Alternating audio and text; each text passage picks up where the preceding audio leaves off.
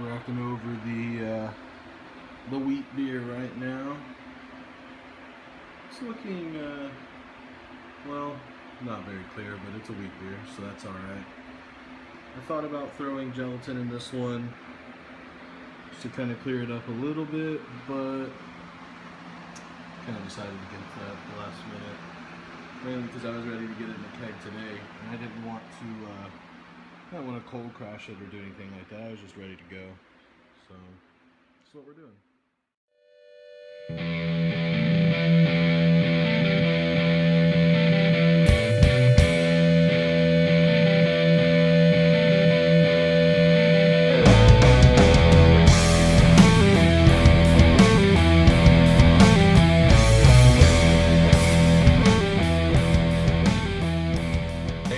Everybody, happy Homebrew Wednesday. Just got home from a long shift at the brewery. Just thought first thing I'd do is pour me a cold one. This right here is the wheat that I brewed a couple of weeks ago, the American wheat. This is actually the very first pour off of it, so it's not quite 100% there on the carbonation. I did a technique that I don't do too often. I burst carbed it. Hit it at about 30 psi for, I don't know, maybe 24, 26 hours, and then brought it down to 12, my normal serving pressure. It's been there for about another 36 or so. So not quite ready as far as perfect carbonation, but I thought I'd give it a whirl. So cheers to you.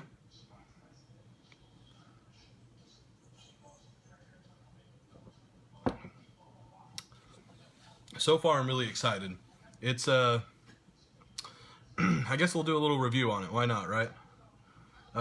Initial aroma, still, I'm not getting the big hop aroma that I'm really looking for. I've got 3 ounces of dry hops in this for a 5-gallon batch. I feel like that's fairly decent, but I'm gonna, when I brew this again, definitely gonna bump that up a little bit more. I don't remember if I mentioned in the last video, but I used Amarillo and Citra as the dry hops for this. But I mean, you definitely still do get a nice hop aroma, very citrusy aroma. Obviously, it's still pretty hazy. Obviously, being a wheat beer and only being in the keg for 2-3 days, I guess 3 days now. It's gonna be pretty hazy. It's got a nice little orange.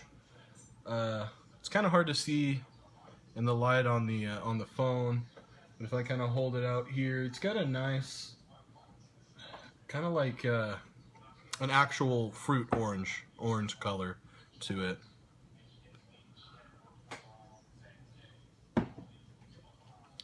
But the flavor is what I'm really excited about.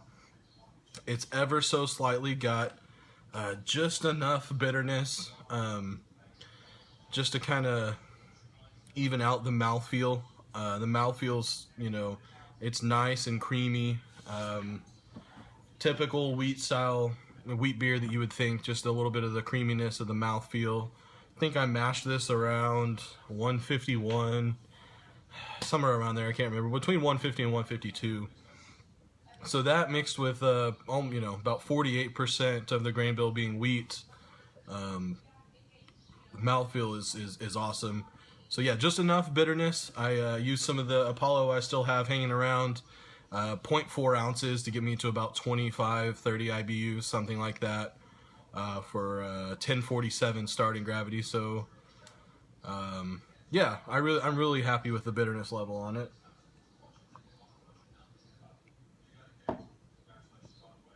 And the flavor is coming through really well. I had initially was going to do 1.5 ounces each, again, of the Citra and Amarillo as like a whirlpool, and I got the beer down to like I don't know, 130. Maybe 135, and I was like, oh crap, I forgot the hops. And so I immediately turned off the water to the immersion chiller and just chunked them in at like 135, threw a lid on it, and just, you know, stirred it real quick to get a little whirlpool going, and then just left it.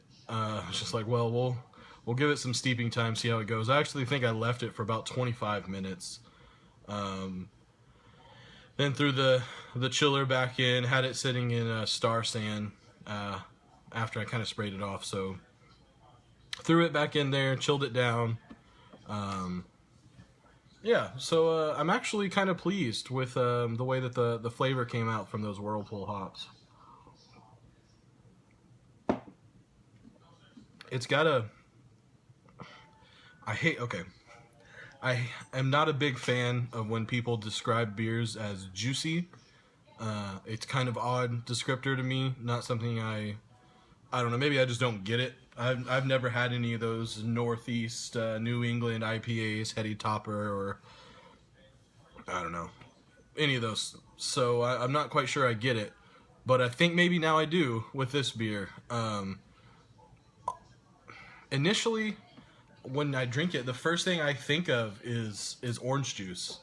Not so much like the pulpy floaties that you would associate with juice, but like it has that full mouthfeel and then that really bright, almost a tinge of acidic citrus fruit flavor is right there, which I think is dynamite. It makes this beer super drinkable. Trying to think. Of course, I ran out of storage, and then I had to go transfer it to the computer, so I have no idea what I was saying. Anyway, overall, I'm really satisfied with this beer. The last couple of beers I've brewed have turned out, one was an experiment, so it's okay. It's kind of how it works, but yeah, I'm really pumped about this thing. It's tasting great. Not quite like anything I've done before, so yeah, I checked my numbers. This beer came in at 4.6%.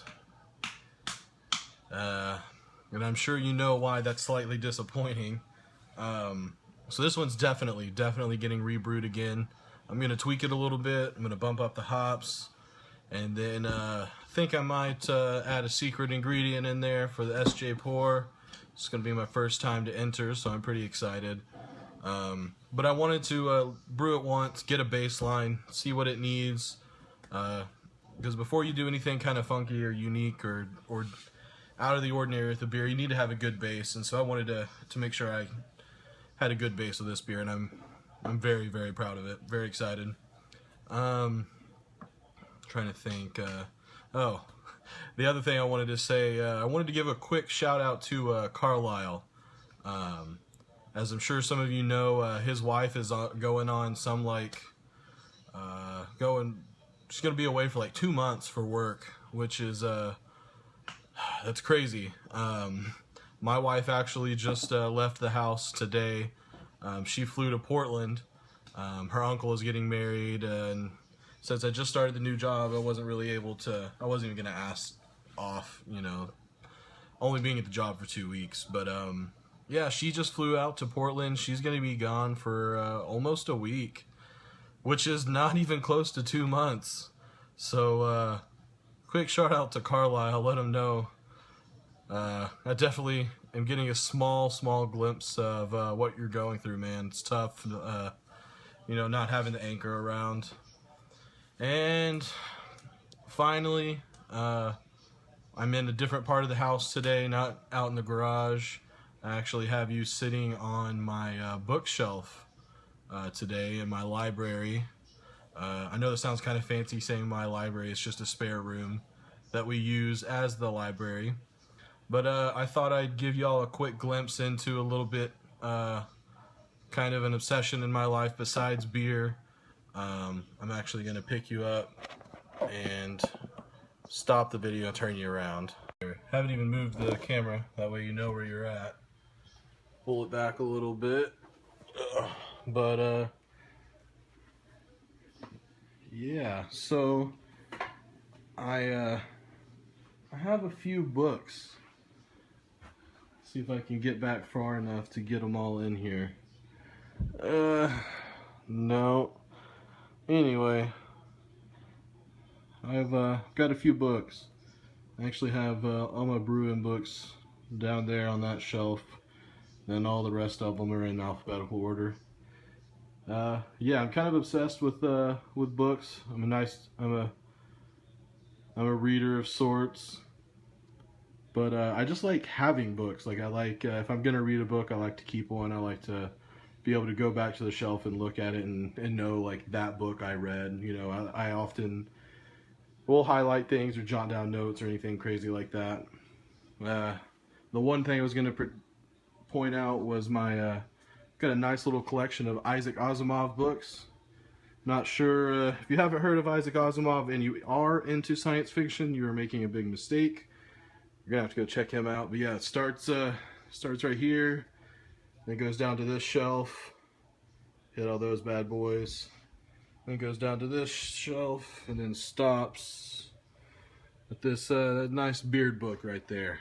But yeah, if y'all are readers and you are into books, I highly recommend Isaac Asimov. Go get you the Foundation trilogy. It's an absolutely amazing, amazing trilogy. Actually, I believe it won an award back in the 60s for the best science fiction series of all time. And they've just never changed that.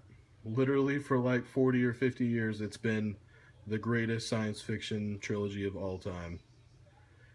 Well, anyway, that's that. There's the glimpse of the books. I'm gonna grab my beer, but